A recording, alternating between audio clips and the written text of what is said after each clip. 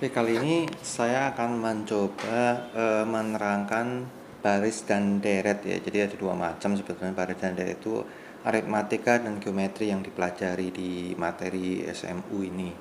Eh, Kalau rumusnya itu mungkin sudah pada tahu ya sebetulnya. Cuman apa sih sebetulnya ciri khas daripada masing-masing ini dari rumus yang lumayan inilah ya, nggak terlalu banyak. Cuman pengertiannya yang saya akan coba terangkan di sini.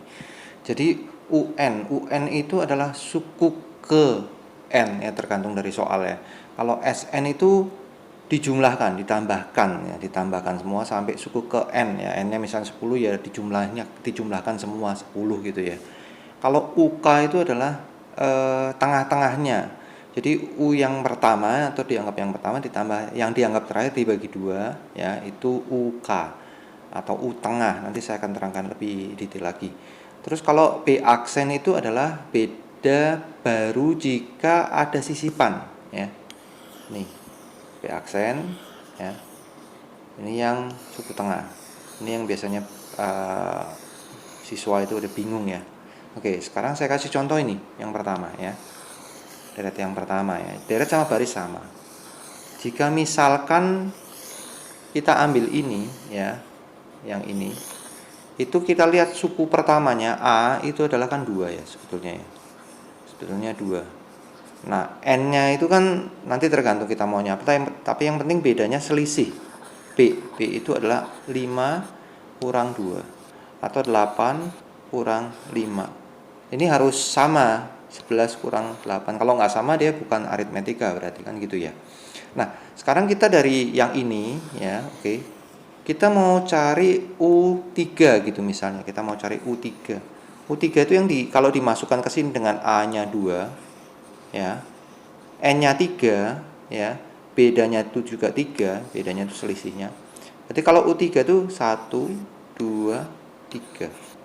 Ini yang dicari. Oke. Kalau S3 kita pakai rumus ini, maka kita dapat 2 tambah 5 tambah 8. Oke, dan seterusnya. Ini sudah lazim ya, yang dikerjakan seperti itu. Nah, cuman yang saya mau kasih tahu itu adalah seandainya di soal itu yang diambil hanya ini nih, barisnya ya. Nah, itu kan sebetulnya menjadi deret atau baris baru ya, yang seperti ini. Maka waktu memasukkan rumus itu A-nya tetap 2, bedanya menjadi ini 6 ya, bedanya menjadi 6. Nah, kalau U3-nya berapa? 1 2 3. U3-nya 14 kalau kita pakai rumus. Oke? Ya. Nah, kemudian kalau misalkan dari sini nanti dibuat variasi soal gitu ya. Berapakah jumlah suku ke 3 sampai suku ke 10 gitu ya, atau suku 3 sampai suku ke berapa nih, 5 gitu ya. Berarti kan yang sebenarnya yang diambil itu kan 3, 4, 5 ini ya, disuruh jumlah ya. Betul ya. Ini disuruh ditambahkan berapa hasilnya gitu ya.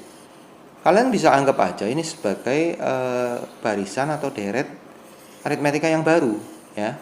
Dengan A-nya 8, bedanya tetap 3. Oke. Terus N-nya itu berarti kalau mau ngambil ini cuma 3. Jadi N-nya 3 ya. Jadi nanti hasilnya 8 tambah 11 tambah 14. Itu ya. Jadi itu yang dimain-mainkan begitu ya. Terus ciri khas dari rumus ini nih, UK, U tengah ya. Ini yang suka membingungkan. U tengah itu apa sih? Suka bingung tuh orang. Nah, U tengah itu sebetulnya kalau saya gambarkan seperti ini. Jadi misalkan ini 2 ya, dan 14. Tengah-tengahnya mana? 8. Nah, ini kalau aritmetika itu selalu mempunyai ciri khas. Jadi pinggir kanan tambah pinggir kiri dibagi 2 ya, sama dengan tengahnya. Oke, ini makna daripada UK sebetulnya. Jadi 2 kali tengah sama dengan pinggir tambah pinggir. Nanti kalau ini coba kalian tes aja. Jadi misalnya ini 5 tambah 11, kamu bagi 2, dapatnya tengah-tengahnya. Ini tambah ini bagi 2, hasilnya ini. gitu ya. Jadi kita bebas sebetulnya ngambilnya yang mana aja. Jadi nggak harus A-nya itu adalah 2 gitu ya. Bisa juga ngambilnya kan dipotong dari soal gini aja saya mau ambilnya gitu. Selama selisihnya atau bedanya tetap sama ya, oke. Nah, sekarang saya akan mau bicara mengenai B aksen. B aksen itu adalah beda baru jika disisipkan sejumlah K bilangan, oke? Sejumlah K bilangan. Jadi contohnya yang merah ini ya. Ini sisipan. Jadi soal dasarnya ini ya, oke. Disisipkan 2 angka. Ini 2 berarti ya, K-nya 2 ya. Oke. Ini adalah pinggir-pinggirnya sebetulnya. Pinggir-pinggirnya dari soal awal. Jadi gini.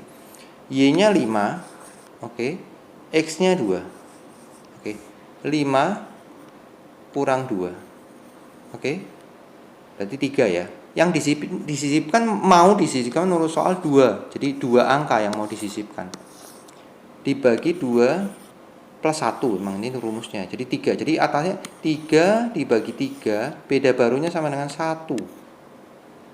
Oke. Jadi tadinya dari 2 lompat ke 5. Karena 3 selisihnya bedanya 3. Maka sekarang beda barunya menjadi hanya 1.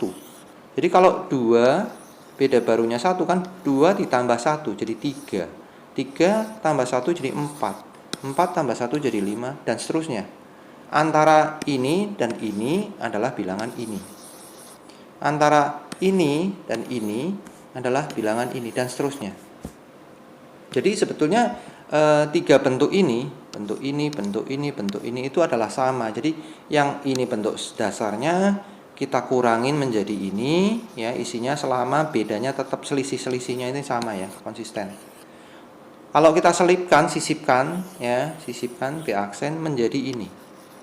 Itu adalah kunci aritmetika ya, kunci dari aritmetika. Nah, sekarang kita lihat keistimewaan dari geometri.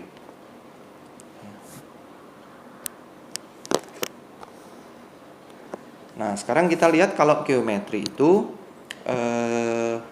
ciri khasnya adalah ada R-nya. Jadi ini dibagi ini sama dengan ini dibagi ini sama dengan ini dibagi ini gitu ya. Oke. Nah, berarti dengan konsep yang sama itu kita kalau mau cari U1 ya A.